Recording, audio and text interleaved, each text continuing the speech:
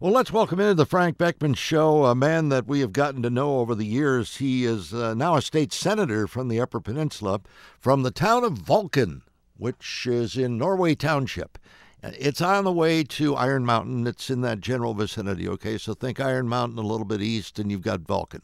And it's farming community like a lot of it is in the Upper Peninsula. And the man who represents it now as its senator in the 38th District is Ed McBroom, who's on the other end of our line. Senator, congratulations on your swearing in yesterday, and thank you for coming on this morning. Well, thank you. Thanks very much for having me again, Frank. So how does it feel to be a senator now instead of a state rep? You still feel like a dairy farmer, right? Yeah, the whole senator thing feels a little pretentious and a stuffed shirt kind of thing. So you could call me Ed. That'd be all right. I know, but I've got to keep decorum on the show in small forms. So I'm going to do that. All right, listen, the reason we called and bugged you is I want to talk about Line 5. And Governor Whitmer, one of the first things she has done is she has asked her Attorney General, the very radical Dana Nessel, to answer 6 questions. And what she's doing is she's raising issues about the constitutionality of what the legislature did in the lame duck session to approve this new, well, for better or worse description, this new board to oversee the construction of the Line 5 tunnel, which would encase the pipeline that's down there that's been so contentious. And the legal authority to pass this legislation has been brought into question.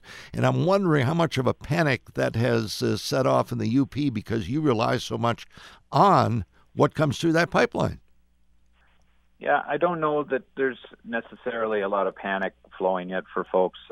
I think, as I've looked at it, certainly the question of whether the legislature had any authority or something is, I think, just a kind of a silly premise. The legislature did have the authority. It certainly had the right to move the legislation and can't really be questioned on that. Perhaps there are certain parts of the law that it passed that might not pass muster, but that are not necessarily fatal to the entire law either. Lots of laws passed, and there'll be a certain portion that a judge says, you can't enforce this part or that part, but that doesn't mean the whole law goes away. Yeah, so maybe it's the length of time that the people serve on that right. Yeah, on that authority there.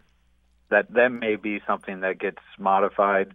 There's been cases even while I was a state rep that a law went out and the judges said, hey, this law, there's a lot of it that's good. There's this one fatal part, legislature, you need to fix this one little part. But the law itself doesn't go away.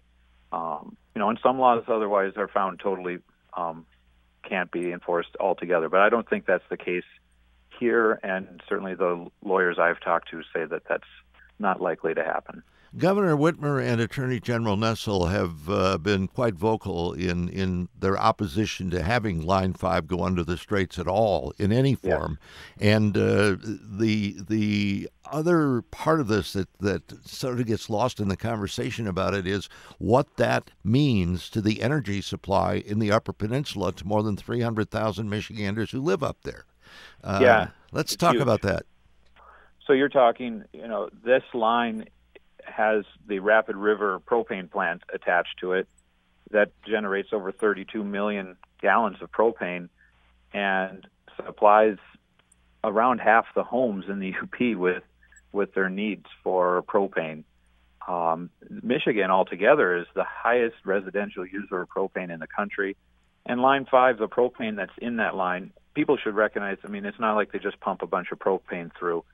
The propane is within the natural gas components that are going through the line, and the plants are able to strip the propane off of the natural gas and then put the natural gas back in there. And not only is it the Rapid River plant, but also down in St. Clair, where over 120 million gallons are produced, 75% of that is used in Michigan. And so it's not just a UP problem that would come about without Line 5 running, although just on a percentage basis, it would be a higher impact to us. You're talking more people downstate that would be impacted than even just the UP. And how would they be impacted? Not necessarily with propane, but with the fuel that goes through there, right? Well, I'm talking specifically about the propane. Oh, I see. certainly the other things, components that go through there, the other gas products, those can be converted into things that we need, whether it's gasoline or others. But I'm just referring to the propane impact around the state would be enormous. Uh-huh. And has there been an effort to try to emphasize this to the governor's staff, the attorney general staff? I assume somebody has. I haven't had a chance to sit down and visit with her at this point. I think that there's been just a lot of misinformation and misunderstanding. I had several groups that came to me and said, "Hey, look, none of these oil products is being used in Michigan now." Well, they were talking about the stuff that was going to refineries, and right now the refineries are getting supplied from somewhere else, and those products are going on to Canada, but they ignored the propane aspect. And then a lot of these groups talk about, well, there's alternatives. We'll get propane to Michigan and the UP some other way. Well, I went through the propane crisis in 2014, and the difficulty of importing that much propane into this state cannot be understated. We don't have the facilities to do that, to offload the rail cars, which takes a very long and slow process, and not even all those rail cars that we would need exist. And trucking it is almost impossible. Wisconsin wouldn't even let our trucks off of the freeway to depots in Wisconsin, so we had to go down to Arkansas and Missouri to pick up propane. So this is not something that's easily alternative accessible. You can put a pipeline through Canada of north of Lake Superior. How does that help us get propane into the Upper Peninsula and the Lower Peninsula? It doesn't. So this is a big deal, and there's not an alternative. And the tunnel is a great way to modernize the system and eliminate the risks to the straits. Well, I hope you can make that point to both the governor and the attorney general, and that this isn't one of those fait accomplis where they've got their minds made up ahead of time on what they're going to say about it. I hope you're right, and I hope I have that opportunity. All right, we do too. We'll check back in with you once again, Ed McBroom. We thank you so much for coming on this morning, and look forward to seeing you up north at some point this year when it gets a little warmer, okay? You come on by. I'd be happy to see you. Be happy to come by to Vulcan and see Ed McBroom, the state senator from the UP. Thanks for the time this morning. You bet.